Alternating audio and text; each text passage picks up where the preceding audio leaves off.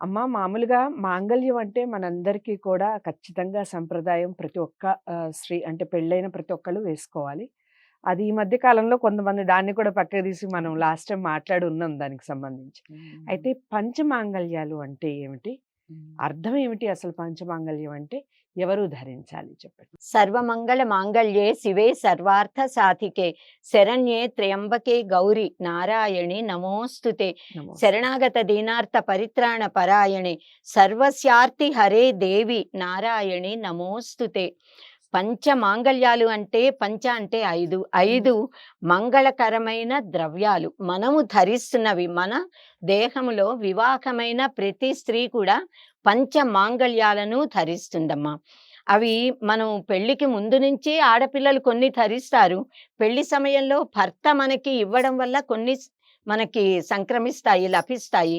అన్నింటినీ మనం ధరిస్తాము. చాలా ఉన్నాయి. వాటిల్లో 5 మనం పంచమాంగళ్యాలు అని చెప్తూ ఉంటాము.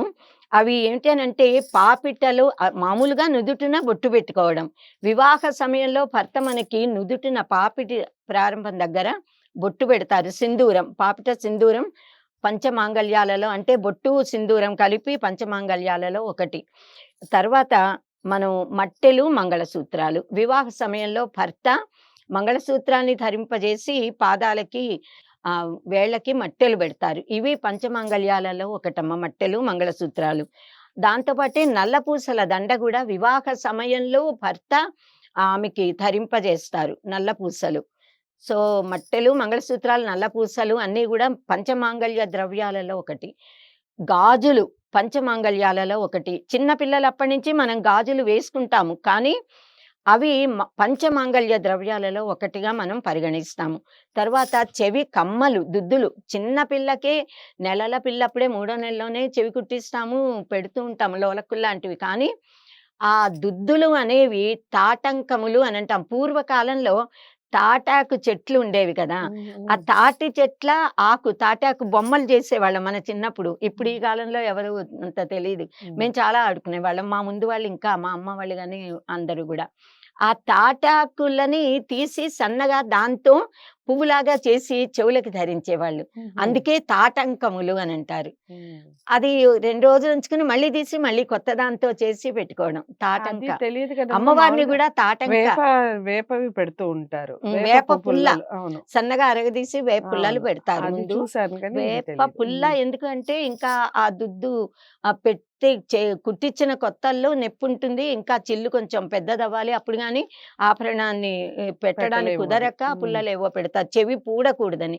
ఆ పుల్ల కాదు పువ్వుల్లాగా చేసి ఆభరణమే చెవి హ్మ్. దుద్దులా.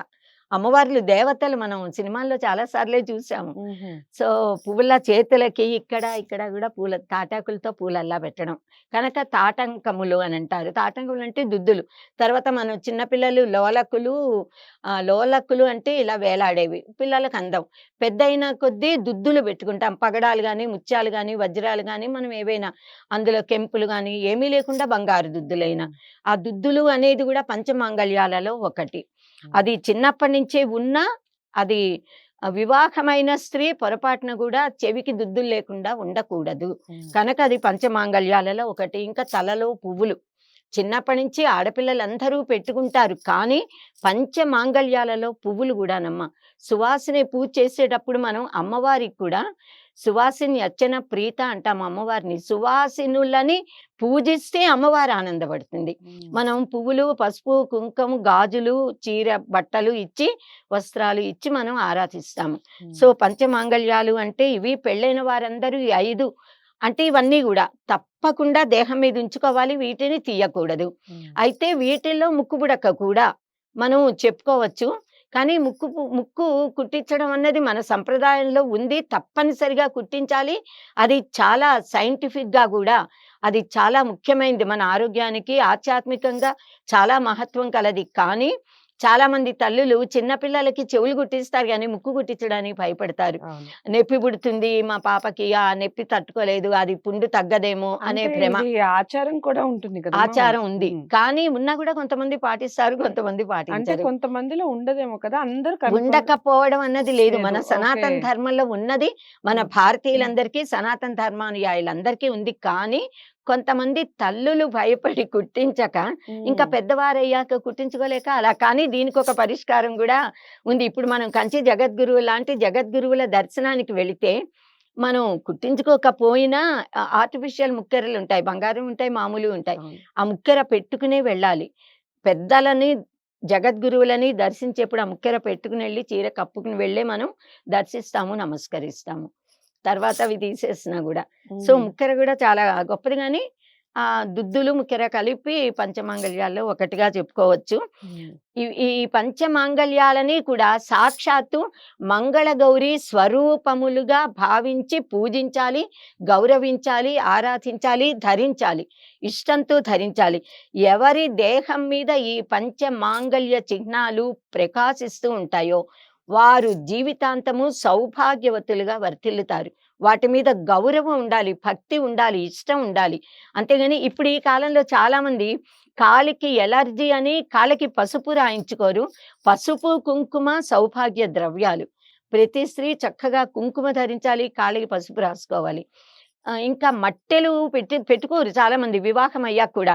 నా కాలు వేళ్ళకి ఎలర్జీ అంటారు. ఎలర్జీ ఏమిటి? అవి ఆరోగ్యప్రదం. వెండితో పెట్టుకుంటాం మనం. వెండి ఎప్పుడే ఎలర్జీ ఇవ్వదు. బంగారం నుంచి ఎప్పుడే ఎలర్జీ రాదు. వేరే మెటల్స్ నుంచే ఎలర్జీ.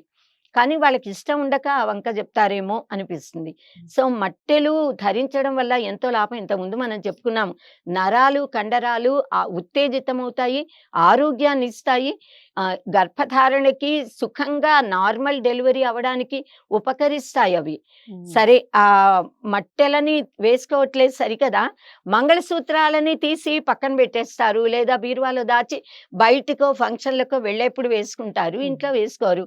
కొంతమంది పగలు ఆఫీసులకు వెళ్ళేప్పుడు వేసుకుని రాత్రి ఇంటికి రాగానే ఇవి తీసి మళ్ళీ పక్కన పెట్టి పొద్దున వేసుకుంటారు. అది చాలా తప్పు. ఒక్కసారి మన సనాతన ధర్మంలో ఒకసారి భర్త భార్యకి మంగళసూత్రాన్ని కట్టాక అవి మన మెడలోకి చేరాక జీవితాంతము అవి మనతోనే ఉండాలి, మన మెడలోనే ఉండాలి. వాటిని తీయడం అనేది అసలు పనికిరాదు. కనుక నల్లపూసలు, పగడాలు, ముత్యాలు మనం ఎలాగో అందులో వేసుకుంటున్నాము. అది కాకుండా కూడా నల్ల పూసల దండ వేసుకుంటాం. దృష్టి దోష పరిహారానికి, శనిగ్రహ ఆనుకూల్యతకి, ఆరోగ్యము, ఆయుర్దాయం వృద్ధి అవ్వడానికి. అలాగే మనం దుద్దులు, ఏవైనా కర్ణాభరణాలు చిన్నవైనా పెద్దవైనా అందం కోసం కూడా పాశ్చాత్యులు ఈ మధ్య కాలంలో ఎక్కువగా ఆడవారు, మగవారు కూడా వాళ్ళు అందం కోసం చెవులు కుట్టించుకుని రకరకాల ఆభరణాలు ధరిస్తున్నారు మగవారు కూడా. కానీ అందం కోసమే కుట్టించుకున్న ఆ చెవులు కుట్టించుకోవడం వల్ల చాలా లాభం కలుగుతోంది. అది ఆంత్రవృద్ధి అనే ఒక జబ్బు, అంటే హెర్నియా అని అంటామే. ఆడవారిలో మన సనాతన ధర్మానుయాయుల్లో, మన భారతీయుల్లో ఈ హెర్నియా అనేది చాలా స్వల్పంగా, రేర్గా ఆడవారికి వస్తుంది. మగవాళ్ళకి ఎక్కువ వచ్చే అవకాశం ఉంది. ఎందుకంటే వాళ్ళు చెవులు కుట్టించుకోరు గనక. చెవులు కుట్టించుకున్న వాళ్ళకి ఈ హెర్నియా హైడ్రోసిల్ లాంటివి మగవారికి కూడా రావు. అది చాలా ఆరోగ్యప్రదమైంది. మన శాస్త్రంలో చెవులు కుట్టించబడని చెవులుంటే ఆ చెవులని చూస్తే పాపం అని చెప్పారు మన మహర్షులు ధర్మశాస్త్రాలలో. ఈ చెవులు కుట్టించబడి సూర్య కిరణాలు అందులోంచి వెళుతూ ఉంటే శరీరం మొత్తం నాడీ మండల వ్యవస్థ ఆరోగ్యప్రదంగా ఉంటుంది. కనుక దానిలో ఏవైనా ఆభరణాలు ఉండాలి. దేంతో ఉన్నా పర్వాలా. మనకి సనాతన సంప్రదాయం పాటించే పెద్దలు ఎవరినైనా చూడండి, వాళ్ళ చెవులకి ఏవో ఇటు మన బ్రహ్మశ్రీ సామవేదం షణ్ముఖ శర్మ గురువు గారు కానీ ఎవరినైనా చెవులు కుట్టించుకుని ఎంత చక్కగా ఉంటారో, పిలకతో చక్కగా ఉంటారు. ఇవన్నీ కూడా శాస్త్రము, ఆరోగ్యము. అలాగే మన ఆడవాళ్ళు ఈ పంచమాంగళ్య ద్రవ్యాలలో ఏదీ తీయకూడదు. ఇవన్నీ మనకి ఆరోగ్యాన్ని కలిగిస్తాయి, అందాన్ని ఇస్తాయి, సౌభాగ్యాన్ని ఇస్తాయి, ఆధ్యాత్మిక శక్తిని మనకి కలిగిస్తాయి. పసుపు రాసుకోరు చాలా మంది, కానీ మనం రాసుకోవాలి. పసుపు యాంటీబయోటిక్. మనం ఎప్పుడైనా చిన్నప్పుడు పిల్లలు కింద పడితే దెబ్బ తగలగానే ఇమ్మీడియట్లీ మనం పసుపు పెట్టేస్తాము. పసుపు ఇలా ఎక్కడ దెబ్బ తగిలితే అక్కడ పసుపు పెట్టగానే తగ్గిపోతుంది. అంత గొప్పది. మనం ఆహార పదార్థాల్లో ఇప్పుడు కరోనా వచ్చాక అందరికీ అర్థమైంది పసుపు గొప్పదనం. సో, పసుపుని విరివిగా చక్కగా వాడుతున్నాం. మన సంప్రదాయంలో ఎప్పుడూ చిటికెడు పసుపు వేసి వండుతాము ఏదైనా. పసుపు లేకుండా వంట చేస్తే అశుభం అంటారు. అనారోగ్యం అంటారు మన పెద్దలు. కనుక అలా పసుపు చాలా గొప్పది. పసుపు కాళ్ళకి రాసుకోవడం వల్ల కాళ్ళకి పగుళ్ళు రావు. కాలు పగిలింది అంటుంటారు చాలామంది. ఆ పగుళ్ళు రావు. ఎంత నీటిలో పనిచేసి బట్టలే ఉతికినా, ఇల్లు ఎన్ని పనులు చేసినా కాళ్ళెప్పుడూ చక్కగా చర్మం బావుంటుంది. తర్వాత చాలామంది రకరకాల ఆహ్, చెవులకి ఆభరణాలు చెవులకి పెట్టుకుంటారు. కానీ బంగారువి పెట్టుకోకుండా ప్లాస్టిక్‌వో, ఇనుము, స్టీలుతో చేసినవో పెడతారు. అది ఆరోగ్యానికి, నరాలకి అస్సలు మంచిది కాదు. ఇనుము అదిలా నరాలని నిస్తేజం చేస్తుంది. హ్మ్. బంగారము నరాలకి పుష్టిని, శక్తిని, కాంతిని ఇస్తుంది. కనుక బంగారు ఆభరణాలు ధరించాలి ఎప్పుడు గూడా.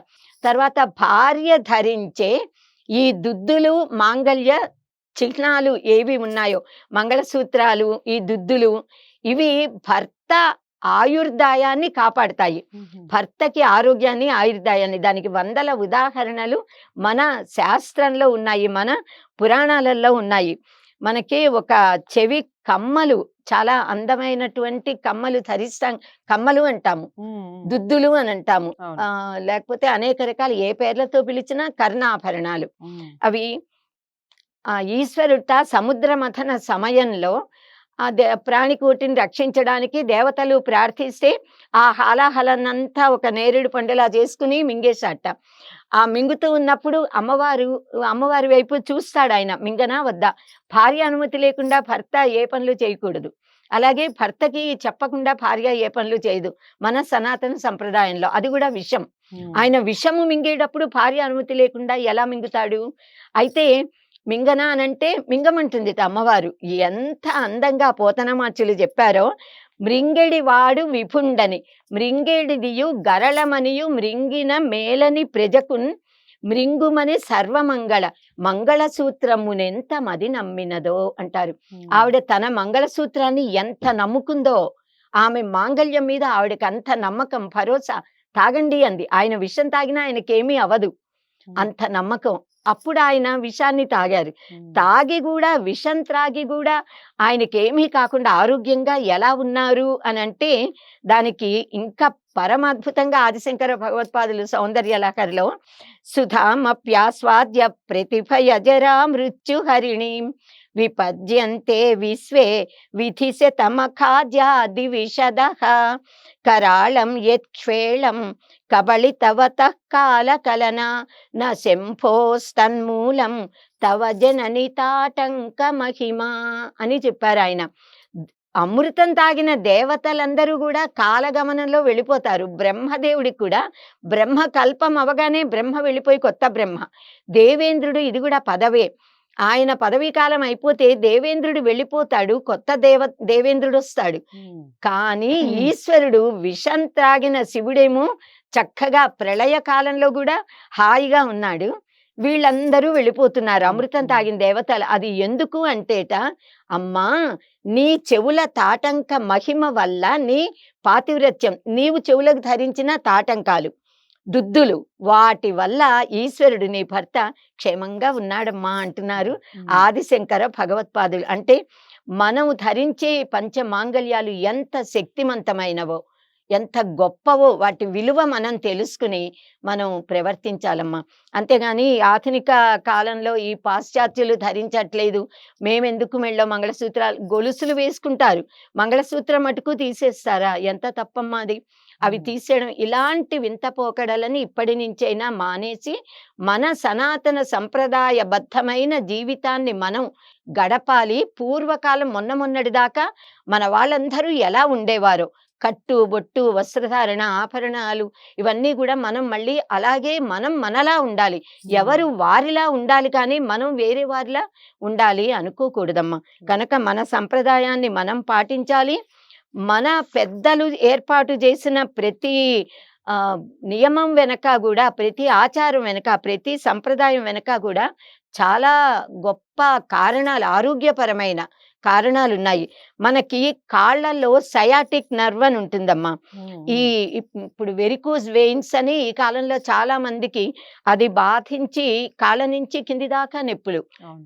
దానికి ఆపరేషన్‌లు గూడా చేస్తున్నారు. చిన్నవాళ్ళు. పెద్దవాళ్ళకైతే దానికి ఆపరేషన్ గూడా చేయలేమంటారు. 75 ఏళ్ళు, 80 ఏళ్ళు వచ్చిన వాళ్ళకి బాధపడాలి. అలాగే పాదాలు వాస్తూ ఉంటాయి. ఎందుకు అనంటే ఈ సయాటిక్ నర్వ్, వెరికోజ్ వెయిన్స్. ఈ బాధలు రాకుండా ఉండాలంటే కాలికి మట్టెలు, పట్టాలు చాలా అవసరం. కాళ్ళకి ఆడవారికి ఎక్కువ రాదు. మగవారికి ఎక్కువ వస్తుంది. ఎందుకు అంటే మనం ఆడవాళ్ళం కాళ్ళకి పట్టాలు పెట్టుకుంటాము, మట్టెలు ధరిస్తాము. ఆరోగ్యపరంగా ఎంత గొప్పవి మనకి ఏర్పాటు చేశారో మన మహర్షులు. మనం వాటన్నిటిని కూడా పాటించాలి. తర్వాత చక్కగా పూలు ధరించాలి. ఈ కాలంలో చాలామంది ఆడవారు పువ్వులు పెట్టుకోరు. పువ్విస్తే గూడా పక్కన బెడతారు. ఏమిటో అసలు పువ్వులు పెట్టుకోకపోవడం ఏంటి? పువ్వుల్లో సహజ సుగంధం ఉంటుంది. అసలు పుష్పము అంటే ఆ పువ్వే లక్ష్మీ స్వరూపం. పువ్వులని మనం దేవతగా పూలని పూజిస్తాము. తర్వాత పూలతో దైవాన్ని పూజిస్తాము. ఆ పూలని ధరిస్తే ఆ సువాసన మన కేశపాశాలకి పడుతుంది. మనం ఆ సువాసన నాసిక ద్వారా గ్రహిస్తే మన మెదడు చురుకుదనాన్ని పొందుతుంది. ఆరోగ్యంగా ఉంటాము. కనుక మన అన్ని సంప్రదాయాలలో కూడా ఆధ్యాత్మికమైన, ఆరోగ్యపరమైన అనేక అంశాలు ఉన్నాయి కనుక వాటన్నిటిని పాటిస్తూ మనమందరము ఆ లాభాలను పొందుదుముగాక. స్వస్తి. చాలా అంటే చాలా చక్కటి వివరణమ్మ. మీరు కూడా ఇక నుంచి పాటించే ప్రయత్నం చేయండి. దేని వెనకాల ఎటువంటి అంతరార్థం ఉంది, దాన్ని పాటించటం వలన, దాన్ని ధరించటం వలన వచ్చే పుణ్య ఫలితం ఏ విధంగా ఉంటుంది. చాలా చక్కగా వివరించారు అమ్మ. మీరు కూడా ఖచ్చితంగా పాటిస్తారని అనుకుంటున్నాను. ఇప్పటి వరకు చేసే తప్పులు వదిలేసి ఇక నుంచి అలాంటి తప్పులు చేయకుండా ఖచ్చితంగా పాటించండి.